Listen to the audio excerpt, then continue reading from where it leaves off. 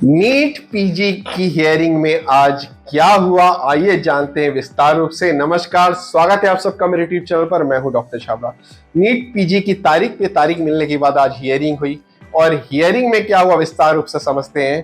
Petitioner ने सबसे पहले कहा कि एनवी ने अभी तक क्वेश्चन पेपर नहीं दिया है, जबकि कोर्ट का नियम था, कोर्ट ने कहा था कि आंसर की और क्वेश्चन पेपर मिलेगा।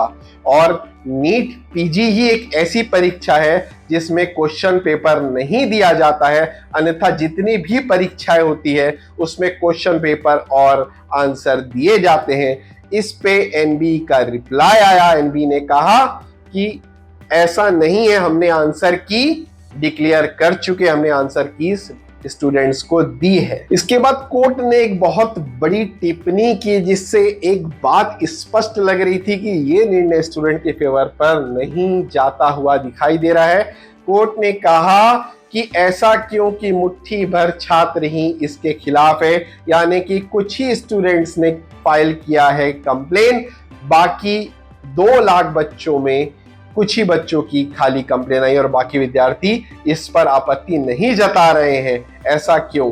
तो एक बात ये स्पष्ट होते आ जा रही है कि कोर्ट भी नहीं चाहता कि ये निर्णय एनबीए के अगेंस्ट में जाए। इसके साथ ही एक बात और स्पष्ट कर दी गई है कोर्ट के द्वारा कि वो काउंसलिंग की प्रक्रिया में कोई भी अड़चने नहीं लाएगा, यानी कि कोर्ट केस चलते रहेगा और काउंसलिंग की प्रक्रिया एमसीसी चाहे तो वो चालू कर सकता है। और इसके साथ ये क्लियर हो गया कि अब जल्द ही एमसीसी अपना शेड्यूल ला देगा। हो सकता है कि कल ही आपको देखने को मिलेगा या आज ही आपको देखने को मिलेगा एमसीसी का काउंसलिंग शेड्यूल। तो तैयार हो जाइए अब अपनी मनचाही ब्रांचेस के लिए एडमिशन लेने के लिए और काउंसलिंग प्रक्रिया के लिए। अगली कोर्ट की हियरिंग 6 अक्टूबर के बाद होगी, क्योंकि 6 अक्टूबर के पहले तक कोर्ट अवकाश में, यानी कि हॉलीडेज है कोर्ट के, तो 6 अक्टूबर को वापस बेंच बैठेगी।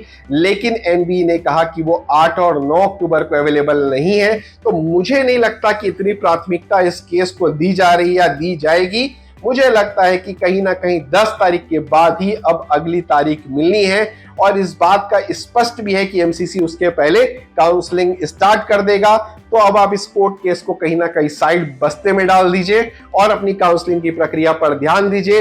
निर्णय लीजिए कि कहां और कौन सी ब्रांच लेना है, फोकस करिए, देखिए कि किस बजट में आप लेना चाहते हैं। तो अगर आप एडमिशन लेना चाहते हैं किसी भी ब्रांचेस में, आप फॉर्म भरने से लेकर एडमिशन तक हम सारी चीजों में आपकी मदद करते हैं। 16 साल के एक्सपीरियंस के साथ मैं यहाँ पर हूँ। तो अगर आप भी पीजी में एडमिशन देख रहे हैं, एनआरआई सीट में, मैनेजमेंट सीट में या मेरिट के बेसिस में आपके नंबर अच्छे हैं और आप डिसाइड नहीं कर पा रहे हैं, आपको पता नहीं है कि काउंसलिंग प्रक्रिया क्या होती है, या आप डिसाइड नहीं कर पा रहे कि कहाँ आपको एडमिशन लेना है, तो नीचे मेरे नंबर दिए गए, मुझसे जरूर से एक बार कांटेक्ट करके देखिए, शायद मैं आपको एक अच्छा रास्ता दिलाने में कामयाब हूं।